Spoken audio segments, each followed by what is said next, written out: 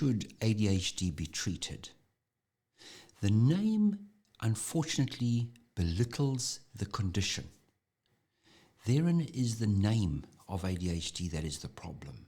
Attention deficit hyperactivity. It doesn't sound that severe.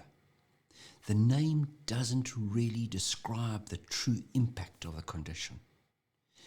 And during the consultations and assessments that I do, one of the reasons I think that parents have difficulty accepting the problem because we don't really have a full understanding of what the real true impact of the condition is. And as a result, it's not taken seriously. ADHD is like the diabetes of the mind. Diabetes as a condition starts off a little bit of a sugar fluctuation in the body, up and down. And in the initial stages, it doesn't cause a problem. But with time, it affects the kidneys, it affects the eyesight, it causes cardiac problems, disranges, causes problems with cholesterol, causes heart disease, causes bad perfusion and flow of blood to limbs, amputation. It can cause strokes and eventually death. It takes time to cause those problems. And ADHD is a genetic, a biological condition. A child born at birth, you won't see that problem. But as the child or that little individual gets older, it unmasks the symptoms. So it takes a very long time to demonstrate and show the problem. ADHD is a problem which I don't think a lot of people really appreciate, that if you have cholesterol, if you have diabetes, if you have high blood pressure, you smoke, you drink, you have obesity, it can reduce your life expectancy by 9.6 years. This was a study by Professor Russell Barkley, who conducted a study looking at the impact, the life expectancy over the lifespan of the impact. So if you take those conditions, do you know that the condition ADHD reduces the life expectancy by 12 years? And that, I think, is a hugely impactful and quite a dramatic kind of thought. And why is that? You might think, well, how on earth can a condition like ADHD impact if it's untreated? Life expectancy. You see, for somebody with ADHD, when you're a child, you don't drive, you can't get your hands on alcohol, your parents limit what you drink, you don't smoke, you don't have a job, you don't have, you're not involved in relationships, and you have someone else controlling your every move. But how about the older you get? Someone with ADHD is more impulsive. They have twice the childhood death rate because impulsive behavior. Young children near drownings, impulsive accidents. Several, this is going back many years, but there was a child that was in my practice who, in the holidays, unfortunately the parents stopped the medication and got onto his bicycle, drove down the driveway, the gates were open, went into a road, and unfortunately had a fatal accident in the road.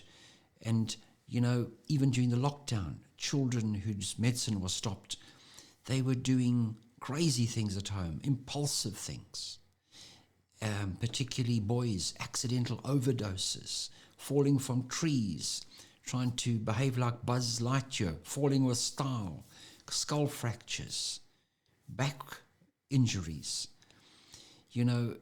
It is, as a pediatrician, we see that. During my assessment, I've got one of my questions I ask: have you fractured? Have you had stitches? Have you had sutures? Have you had lacerations? Increase of serious injury, head injury, more severe car accidents later on, speeding accidents, speeding violations, more severe car accidents, not worrying about the future. Someone with ADHD is trapped in the now. They don't have time perspective in the same way. Hindsight and foresight is impaired. The ability to interact with relationships, increased divorce rate, increased health concerns, don't go for health care. They don't check their own health because they don't see the long-term consequence. Overeating, obesity, addictive personalities, using and misusing substances. There was one study I saw where there's a huge proportion of those in prison, particularly women in prison in Europe. They did a study with ADHD. So the consequence is huge. Apart from less effort put into studies, less motivation, not being able to put in the effort to get later reward rather than immediate gratification, poorer grades, as a result, not completing school in some cases, not completing high school, dropping out of high school, not attending tertiary education, being fired from jobs, not holding down their own jobs. It has a massive impact on life. And when you have a look at it from that perspective, you realize the opportunity to change the trajectory of a child's life by getting help early and managing and treating. Apart from the self-esteem, long-term consequence of anxiety, depression, mental health, other associated mental health issues. And if a child's got a learning problem and concentration and ADHD, the inefficiency of being able to have your child get extra help, remedial help, all those tutoring services, if the ADHD is not managed, it's not an efficient process. So as a doctor dealing with these, I see the enormous impact.